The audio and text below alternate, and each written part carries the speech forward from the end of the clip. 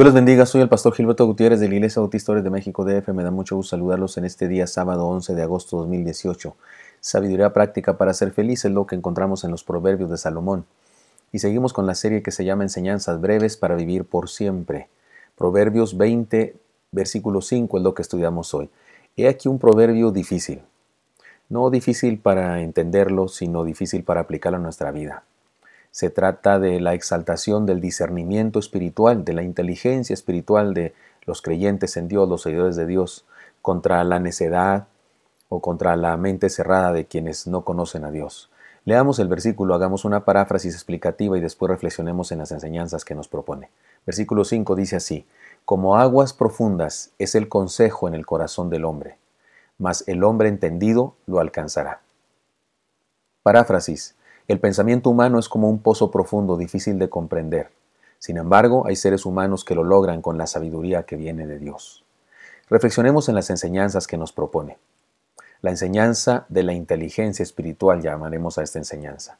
Como aguas profundas es el consejo en el corazón del hombre, mas el hombre entendido lo alcanzará. Evidentemente se trata de un precepto, de un conjunto de palabras, declaraciones que están dichas en una cultura diferente a la nuestra, y eso es lo que puede hacer una cierta dificultad para que lo entendamos, pero si vamos al contexto de aquella época lo podemos entender mejor.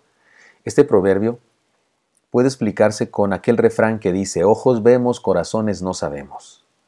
Es decir, que un ser humano puede ocultar muy bien sus intenciones y resulta difícil descubrirlo a simple vista. Y las intenciones pueden ser buenas o malas, pero podemos los seres humanos esconderlas, no mostrarlas visiblemente, es decir, no mostrarlas públicamente. Pero el proverbio dice que el hombre entendido lo puede hacer, las puede descubrir. Por un lado nos presenta la sagacidad de la maldad, pero por otro nos presenta la sensibilidad, la suspicacia y el discernimiento del discípulo del Señor que le hace anticipar el peligro, por ejemplo.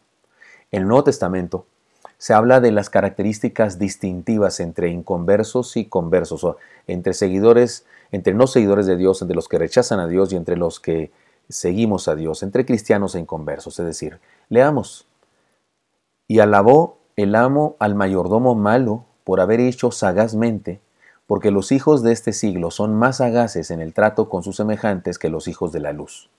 Esto está en Lucas 16:8. Es parte de una parábola que contó el Señor Jesucristo. No cabe duda. En cuestión de trampas, mentiras, hipocresía, los mundanos son mejores que un cristiano, por supuesto. Se supone que un cristiano ha dejado de hacer eso, o no hace eso, así es que no está tan entrenado para hacer eso. Sin embargo, la exhortación del Señor es a desarrollar la inteligencia espiritual para, entre otras cosas, descubrir los procesos del comportamiento humano. Leamos: He aquí yo os envío como a ovejas en medio de lobos. Sed pues prudentes como serpientes y sencillos como palomas, y guardaos de los hombres porque os entregarán a los concilios y en sus sinagogas os azotarán. Esto está en Mateo 16:17. Es decir, que se nos exhorta, y el Señor es el que lo hace, a ser prudentes, pero también sagaces. El proverbio nos presenta una realidad humana. El ser humano, por bien o por mal, puede fingir, puede disfrazarse o sencillamente puede ser discreto. En ocasiones no es por maldad ni por trampa, sino sencillamente porque así conviene o porque no quiere ofender a alguien, y puede ser discreto y aparecer que ríe, aparecer que está feliz cuando está su corazón destrozado. Pero aquel que tiene comunión con Dios tiene una visión más profunda de la vida y de las personas y puede tener un análisis más certero de las cosas que suceden a su alrededor, especialmente en lo relacionado con las actitudes del ser humano. Hay varios ejemplos en el Nuevo Testamento que nos ayudan a entender esto. Por ejemplo, cuando el Señor Jesús le dijo al paralítico, allá en Capernaum, un paralítico que bajaron agujerando el techo de la casa, posiblemente de Pedro, y cuando descendió hasta donde estaba el Señor Jesucristo, el Señor le dijo: tus pecados te son perdonados. Y el Señor supo lo que los religiosos estaban pensando. Dice el texto que cavilaban en sus corazones. Ellos estaban pensando: ¿por qué dice esto? Solo Dios puede perdonar pecados, y el Señor lo descubrió. Y les dijo: así es que es más fácil decir a este hombre, tus pecados son perdonados, o levántate y anda, pues para que sepan. Y le dijo al hombre: levántate y anda. Ellos pensaban que él estaba paralítico porque había cometido pecados y Dios lo había castigado. Jesús se puso en su nivel y dijo: bueno, pues sí, si está así por pecador, ¿qué tal que lo perdono? Va a caminar, ¿no? Y sucedió. Y lo hizo el Señor Jesucristo para demostrar que sí tiene poder para perdonar pecados. Pero el Señor descubrió lo que pensaban. Cuando Ananías y Zafira, allá en el libro de los Hechos, entregaron el dinero de la venta de su heredad y dijeron que habían entregado todo, cuando en realidad no era así, sino que se habían quedado con una parte, Pedro lo supo y lo reprendió severamente, tan severamente que murieron. Y eso usted puede leerlo ahí en Hechos 5. Cuando Simón el mago quería comprar el don del Espíritu Santo, Pedro mismo también lo descubrió y lo reprendió también severamente. En este caso no murió. Cuando una muchacha seguía a los cristianos, allí en el libro de los Hechos se nos cuenta de ella, y decía cosas buenas de los cristianos. Estos son enviados del Dios Altísimo, decía ella. Pero Pablo descubrió que se trataba de un espíritu maligno, un espíritu de adivinación que había en la mujer, y lo reprendió hasta liberar a la joven de esa posesión. Cuando un joven rico siguió al Señor, se hincó delante de él, lo llamó Padre Bueno. El Señor percibió que se trataba de un religioso materialista y por eso lo desafió a dar todos sus bienes a los pobres.